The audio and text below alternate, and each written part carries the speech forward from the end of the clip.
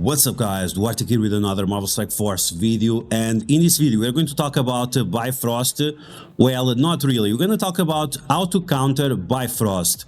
And this is going to be, of course, with Deathseed, but I have to say, it's unbelievable that we still have people, content creators, even envoys that are still failing to beat this team.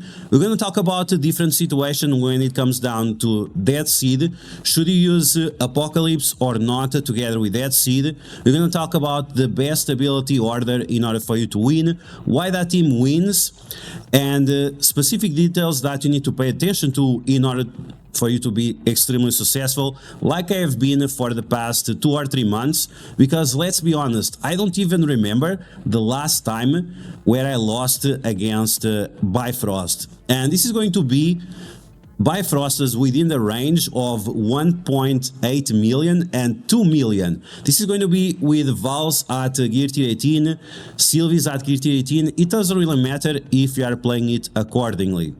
So we're going to break down all of that information. We're also going to talk a little bit about the Bifrost team, some details that you should pay attention to in order to increase your efficiency in terms of strategy.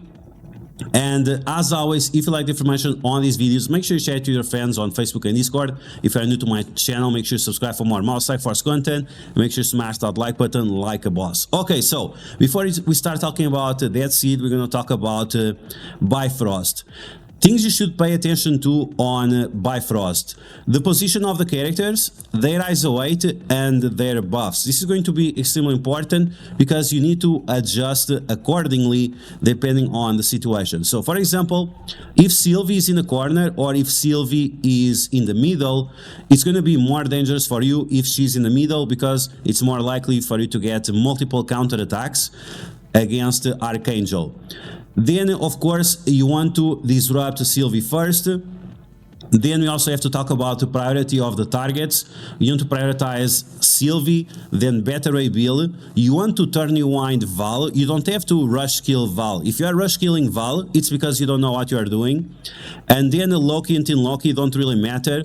What you need to pay attention to is if the characters have disrupt, if the characters have evades, and if the characters have regens. Very important if the characters have regens, because that means that they are going to counterattack. Of course, immunity is also relevant. You want to clear immunity as often as possible, but sometimes it's not even necessary. Okay, so once again, those are going to be the main points: position of Sylvie, the priority of the kills, and the buffs that the enemies have. Now let's start talking about Deathseed. Is Deathseed a team you should still invest in? Yes, you need them for Apocalypse, whether you like it or not.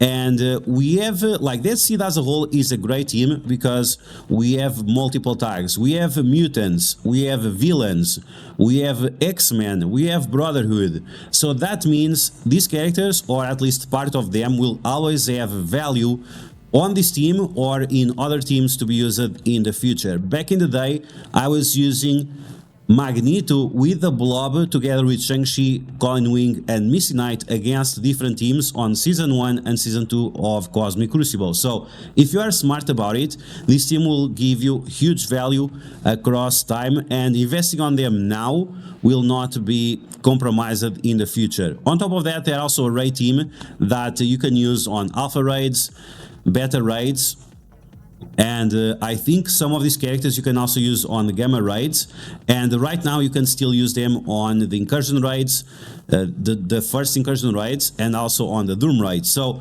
overall the value of this team is huge, and the investment you put on them will be long lasting, as they're also very convenient to use in Alliance Wars. Okay, so the big dilemma: should you use Apocalypse or not? 100% you should not use Apocalypse. We can take a look at Apocalypse and see why it's not going to be so good. Even the Empowered Apocalypse, with his ultimate, is going to flip defense up on the enemies plus 2 random positive effects. Well, guess what? The Bifrost team, they have like 9 positive effects. So that means you have around 20% chance, 25% chance of flipping the immunity into Disrupt. It's very, very unlikely. If you are relying on this, you have no idea what the fuck you are doing, and it's definitely something you should avoid as much as possible. So what you actually want to do is, of course, using the full team. And one of the reasons why you want to use the full team is because of the passive of Magneto. If this character has 4 or more Deathseed allies, not only spawns with 5 energy, but also additional 15% speed bar. So that means it's going to go even faster than he usually goes. And on top of that, is also going to give 15% speed bar to the entire team. This 15% speed bar is huge for characters like Nemesis, Dark Beast, and Psylocke that are extremely slow. It's extremely important, because the faster those characters go, the faster you'll kill your enemies, the faster Archangel is going to turn you on them, and the less likely it will be for your enemies to have turns. On top of that, you also want to use Psylocke. She's definitely underrated, because all of these evades and counters that she applies to her team greatly increases the survivability of the team. They will allow Val to fail her attacks, then these counters and evades can be reapplied if your characters drop below 50% health. These buffs can also be spreaded by Nemesis, so there is a huge value on bringing Psylocke along. Not only you are getting that additional speed bar we just talked about, but insane survivability with the team. Other thing that we should talk about, it doesn't really matter if you are using the full team, is the position of the characters. If your enemies for some reason go, you want to have your Dark Beast in the middle, and you want to have your Nemesis and your Archangel in the corners, so they can keep their evades, and then you can spread those evades again. But this is like something like is more extremely advanced. It's not going to really matter for this case. Now, something interesting that we have here is our Magneto at gear tier 18. Is this something that you should do? This was something that I did this week, and it was not even necessary. It was just kind of for the memes. And but in my opinion, like, Magneto is going to have always value in this game because of his tags: mutant, villain, brotherhood. Maybe someday he'll be also X-Men, and also Deathseed, and also Legendary. Is this something you should prioritize for Dark Dimension 6? Definitely not. This is something that you want to do after you finish your 2 runs of Dark Dimension 6. And one of the reasons is because we don't have good mutant characters. Apart from Archangel, quote-unquote good, we have Gambit, we have also Rogue, and beyond that we don't have other good legendary, we don't have other good mutant characters. And this is excluding Firestar and Hardlight, because yes, those are priorities for your Dark Dimension 6 run, while the other characters I mentioned, they are not priorities. So keep that in mind. Other big mistake that people make is using Raider or Striker on Magneto, and then complaining about Magneto not being able to land the negative effects. Characters like Magneto, you always want to have as much focus as possible. Like, these characters, they only exist to do their ultimates to apply blind to everyone, or to do their specials to apply disrupt to one target. So if you fail to do that, then the character is worthless. So if you are not using him as a skirmisher, well, you don't know what you're doing, and you are definitely playing it wrong. Okay, so we are going to take a look at a few clips. We're going to take a look at my latest Deathseed versus Bifrost attack. I think it was 1.8 million or 1.9, and then we are going to take a look at the second clip where I'll talk about that, and it was also within the same range, very close to 2 million. And hopefully after this, everyone, content creators, even envoys, will be able to finally beat Bifrost consistently, because at this point in time, like, it's not something new, and it's not something that should happen. So let's take a look into that. Okay, we're gonna punch up against the biggest Bifrost I have ever seen in my life. And we have a gear tier 18 Magneto for the win or for the loss. We'll find out. Let's go, let's get started. Gear tier in my 18 Magneto. Is this gonna be the ultimate regret session? Maybe it's gonna be. Okay, he has Sylvie in the corner. That's great for us. Okay, let's go. We got to disrupt. Now, I wonder. She has so much health, man. She has so much health. Oof. Okay, I'm gonna get offense up on everyone. I need to kill her, and I'm not sure if I'm gonna be able to kill her. Oh, okay, wow. And we got... oh my god. We got to disrupt on Val. That's amazing. Okay, let's... oh, defense down on Val. Oh my god. Gear tier 18 Magneto, all the way. All the way to the bank. Okay, so I'm going to speed up. Oh, everyone has disrupt. That was crazy. That was epic, super crazy. I think I'm gonna give speed up on everyone. Okay, here we go. Speed up on everyone. I like the slow, but I don't like... what? What? Ishida ADM had disrupted. What the fuck happened? What?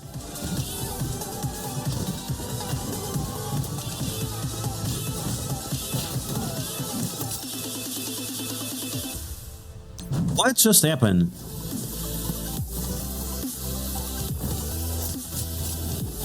Man, I don't know how to feel about that. They had disrupt.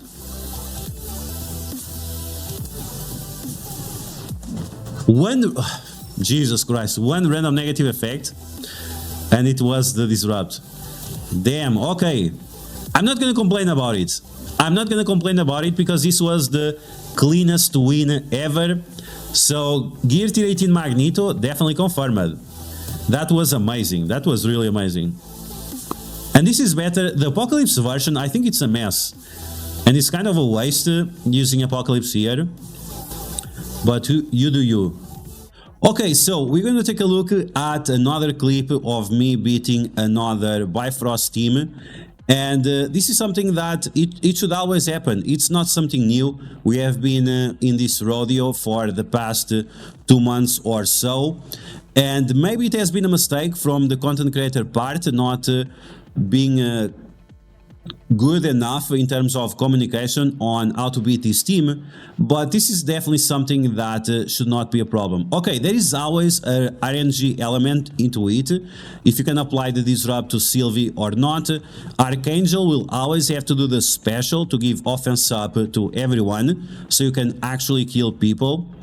If you want to see how I faced the Sylvie while she resisted the disrupt, you should check out my live stream from last week or so. I don't remember exactly.